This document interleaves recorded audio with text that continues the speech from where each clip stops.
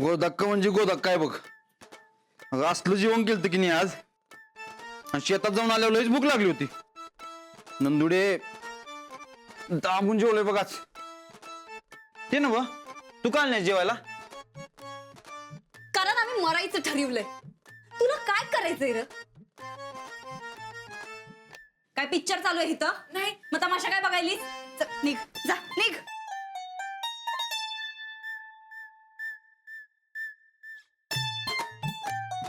काय नवरायस का काय र तू?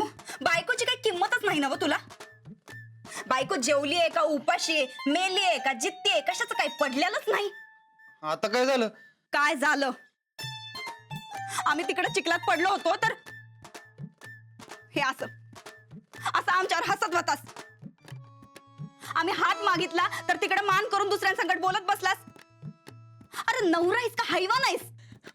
हे बघ नंदुडे, एक तर चिखलात आपटून तुझी कापड खराब झालतीच. मी माझी कशाला खराब करून घेऊ हा? आणि चिखलात पडली होतीस दरी खोऱ्यात नाही. आणि वहिनी आलते की उचलायला कशाला पळालीस मग? पण आम्हासनी आमच्या नवऱ्याची मदत पाहिजे होती, पुन्हा आयऱ्या गैऱ्याची नाही. ऐऱ्या गैऱ्या असते तर वहिनी आल्याच नसत्या उचलायला. तुला काय कळणार? सावधी सोड. हा मग एवढं होतं तर तू का नाही आलास? नाही तुला का नाही पैसे पाहिजे असतील तेव्हाच तू आमच्याकडे येतोयस बघ. अगं वय की नंदुडे बस की. काय? अगं अर्जंट एक काम आहे ते जुळणा होईल काय 10-20 हजाराची.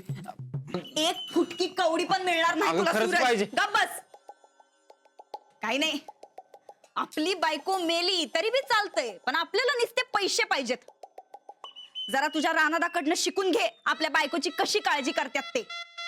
तू बी वहिनीकडून शिकून घे नवऱ्या संकट कसं वागतात ते. जास्त वैनी वैनी करू नकसा सूरज, आत्ताच सांगून ठेवतो. करणारच आहे मी.